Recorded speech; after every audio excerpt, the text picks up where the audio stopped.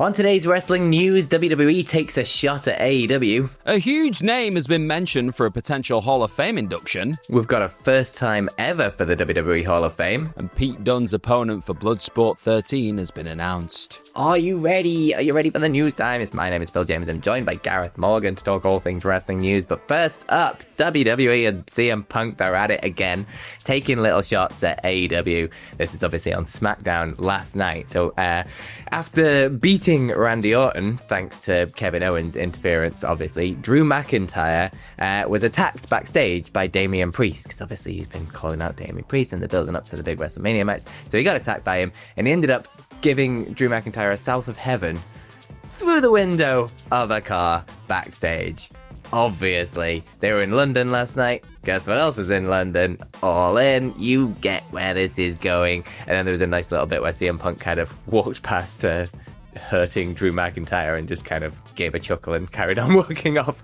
But then later on, Drew McIntyre was on Twitter doing what Drew McIntyre does on Twitter and just poking the bear, obviously, and just put out a tweet saying, "That was real glass, it got in my eye." They're at it again. Cheeky. There's So more cheeky. stuff. Punk did the thing about working with children on Raw. He just loves it. He just can't help himself, can he? No, and it's, I don't know how I feel about all this at this point. I didn't mind this one because it felt subtle enough where it wasn't like a big moment Yeah, it in the wasn't middle of a quite in your promo. face as some of the other ones. I don't like it when you can just feel the ball get dropped a little bit because a lot of the audience in those arenas clearly just either aren't up to date with it or just don't really give a toss about all this kind of drama.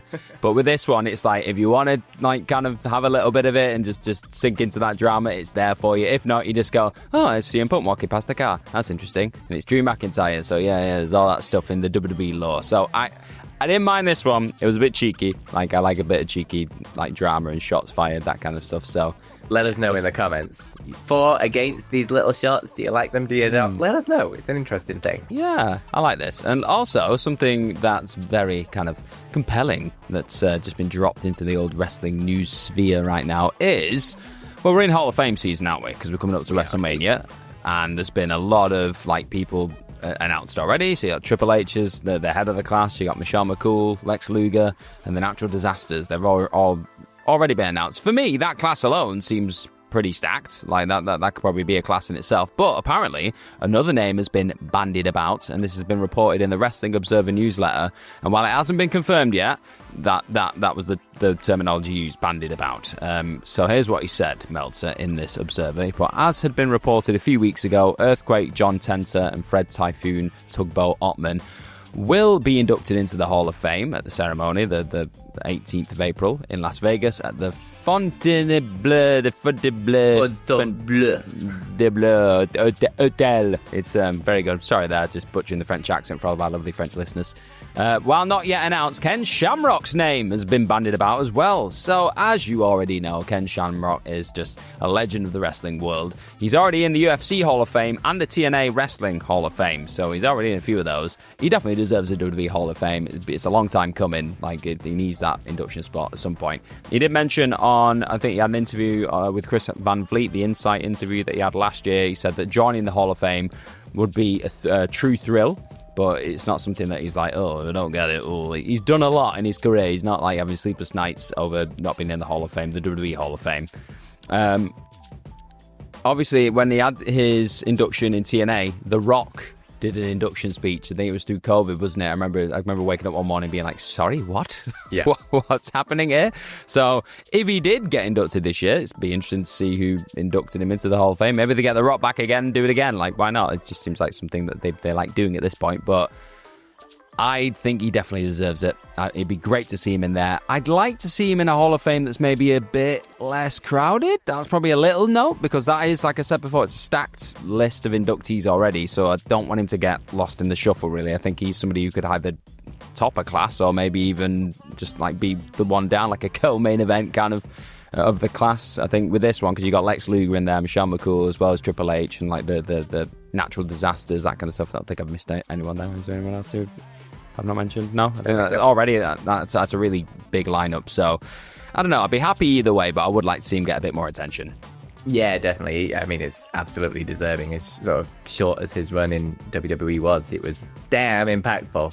And I think if he was most definitely ahead of his time. If he'd have come in maybe like 10 years, maybe even like 5 years later, I think the sort of wrestling landscape would have been a much different place, and there would have been much more of a place for him within it. He was kind of paving his own path within WWE in terms of being that kind of real fighter crossover thing. And now look at it, it's full of them. They're bloody everywhere.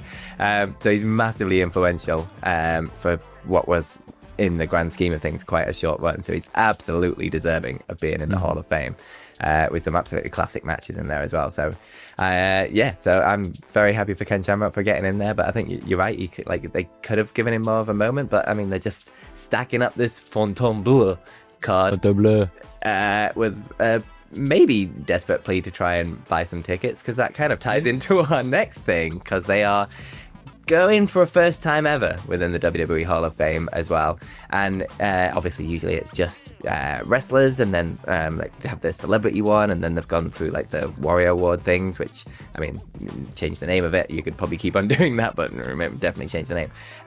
But they're going for something a little bit different this year, and for the first time ever they will be inducting a match into the WWE Hall of Fame. And the first match that they are going for is Bret Hart versus Stone Cold Steve Austin at WrestleMania 13. Now, you can't really argue with that as a sort of first match ever to put into the WWE Hall of Fame. It was an absolutely incredible match. The sort of classic double turn between Bret Hart and Stone Cold, absolutely perfectly pulled off. It's created one of the most iconic images in sort of wrestling history, with Stone Cold passing out with blood-soaked face screaming, and launched Stone Cold Steve Austin into absolute superstardom. So it was an incredible match with incredible consequences for the wrestling business sort of going forwards after that. So you can't argue with it. But interesting that they're going with something like this as like a special sort of different thing for the Hall of Fame. We'll have to wait and see if this is something they do every year, whether they're going to do one match every year, or whether it's just an excuse to get Bret Hart and Stone Cold Steve Austin onto the Hall of Fame card. Who knows? But you could go to see the Hall of Fame. It's after SmackDown. Or you could just leave that out the way and come to see our thing instead, because we're going to be in the HyperX in Luxor Hotel and Casino in Las Vegas on the Friday night before WrestleMania, April 19th. And we're going to be doing a big live show. There's going to be a sort of big Q&A panel. We'll be doing our dumb entrances. There's going to be the biggest SmackDown watch party in all of Las Vegas. So come and see that. Obviously, there's going to be live ups and downs afterwards straight away, and a live podcast with the Dudley Boys, and just a big old hangout with us. Loads of drinks, loads of wrestling music on the music playing device, words. And it's just going to be a really good night out, sort of 4 p.m. till late. Get your tickets, whatculture.com/tickets. Come hang out with us instead of this loser Hall of Fame thing. Yeah, I'd say that. I know where I put my money in that situation, but I do like that they've done this with the match thing. I like it. It makes it a little bit different. The format of the Hall of Fame. I wouldn't say it was a little bit stale, I'd say, before they started doing it in the actual arena. I quite like that in the ring, and then everyone's surrounding. I quite like the way that's kind of presented now, but then this is just something else, just a little bit different. I don't know if I've read it somewhere that, and I probably should know this as I used to kind of run the combat channel, but I think UFC have done stuff like this before, when they've had like fights. I think they've put fights in the Hall of Fame. I don't know if I'm just making that up and I've dreamt that, but I think that might be a thing where they've put their heads together with people in the UFC and gone, oh, okay, this is something we could do as well, because why not? Because there's so many legendary matches that deservedly need that space there in the Hall of Fame, and this is the one to start, isn't it?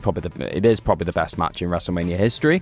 It'll be interesting to see if WWE rank it as that in the weird YouTube thing they've been putting out recently, because wow, the rankings of that have been wild. If you seen some of them. I think the 20th one I saw recently was the tag match from last year, Night One's main event, and I was like, really? Okay, that's a choice. That's the 20th greatest match in WrestleMania history. All right, it was crazy, it was something else, but not sure if I would have put it that high, I'd say. But you let me know what you think the greatest WrestleMania matches of all time. You let us know right down in the comments right there. But a match that is looking like it's going to be pretty damn great, that's going to happen at Bloodsport 13, is Pete Dunne's match, because he was announced, obviously. I think it was when we were doing the Manchester show, it popped up that Pete Dunne had been announced for Bloodsport. I was like, wow, that's cool. I'm up for that. I want to see that. His match now, his opponent, is going to be Timothy Thatcher, a person that when I had hair, people used to say I looked an awful lot like, so I've got a connection with our Timmy. We like Timmy. So Josh Barnett announced that on Friday. Put it on X, Twitter, whatever it is, and that's going to take place on April 17th in Las Vegas. But two men that haven't faced each other one-on-one since 2016, yet seem destined to meet each in perpetual combat. Both adherents of the old ways of pro wrestling, catch as catch can. Who will take the limb the first and catch hold of victory? Pete Dunne takes on Timothy Thatcher and Josh Barnett's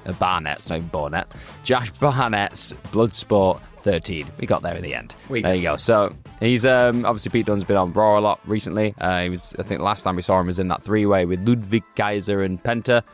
Timothy Thatcher has been serving as a trainer for WWE ID talent, and apparently he appeared on WWE Evolve recently, losing to Sean Legacy. I've not been watching WWE Evolve, so that did happen or it did not happen. Let me know.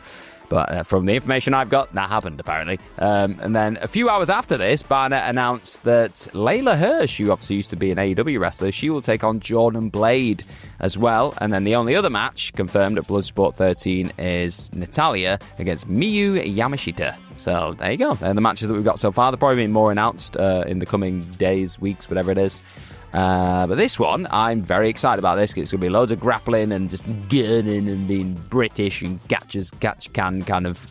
I say British, no, Timothy Thatcher's not British, but he wrestles a very British catch can style. So it's going to be, a lot of gritty stuff. Yeah, looking forward to this. It's a great pairing. You cannot go wrong with Pete Dunne versus Timothy Thatcher. And it's going to be good. It's just one of many excellent events that are going on WrestleMania weekend. Simon Miller's going to be wrestling for Progress, defending the Proteus Championship on the same night, I think, as Bloodsport, just after it. And then obviously you come to our thing at the Hype Racing Lexa Hotel and Casino. Come to that. And then there's some other things probably going on as well. But WhatCulture.com/tickets. Come to see us instead. Leave all those actual wrestlers. Who needs them? Who needs them? Come and get merchandise like this. Yeah. But that is it. Thank you very much for joining us. If you want, you can follow us on the old social medias. You can follow me at FilmMyChambers, and you can follow Gareth at GMorgan04 on X, at Gareth Morgram on Instagram. And then if you're into personal training, fitness, all that kind of stuff, we've got at fitness.focus.gm as well. That's on Instagram. Beautiful. And click the video on your screen to continue your YouTube journey. And most importantly, have yourselves a bloody good day.